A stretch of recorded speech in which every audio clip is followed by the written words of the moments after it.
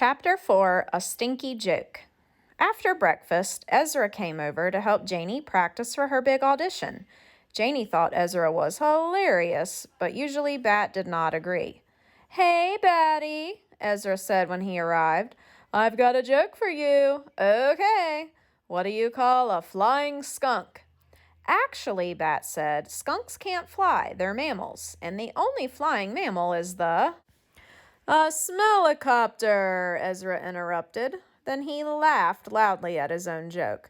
There were so many things wrong with the whole situation that Bat felt himself starting to rise up on his toes the way he sometimes did, and pulling his arms close to his sides the way he sometimes did, hands preparing to flap. Ezra laughed even harder. "Hey," he said, "you're the flying mammal, right? Because you're Bat. Good one, Batty."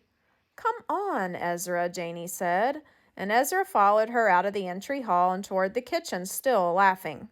When the hallway was quiet, Bat remembered to take deep breaths, and he let himself bounce on the balls of his feet 10 more times before putting his heels on the floor. He wiggled his shoulders around the way that helped him relax, and his arms dropped slowly to his sides. "Little Bat," crooned Mom from behind him. "Are you all right?" Bat nodded. He didn't feel like talking. Mom came around to his front and held out her arms. She knew that Bat sometimes didn't feel like being touched when he was upset, and this was her way of letting him know that she was there if he wanted a hug. All he had to do was take one step forward, which after a moment's hesitation he did. Mom pulled him close, and Bat closed his eyes as he let his face mush into the softness of her stomach.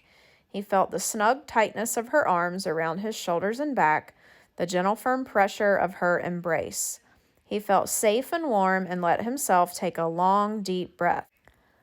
Mom smelled of rosemary, like sunshine and peppermint and pine. Bat took another deep breath before he tapped his hand against Mom's leg, their sign that he was ready for the hug to be over. She loosened her arms and stepped back.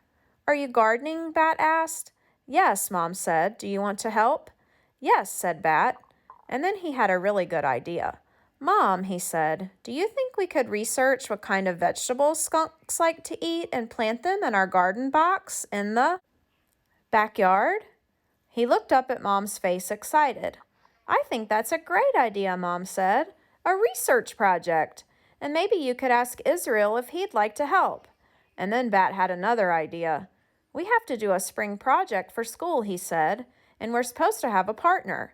Maybe Israel's and my project could be researching and growing a skunk garden." "You'd better not plant any roses," said Ezra. He and Janie had just walked back into the hallway on their way to the front yard. "Get it? Because roses smell good?" "Oh, Ezra," Mom said, "that joke really stinks." That time, everyone, even Bat, laughed.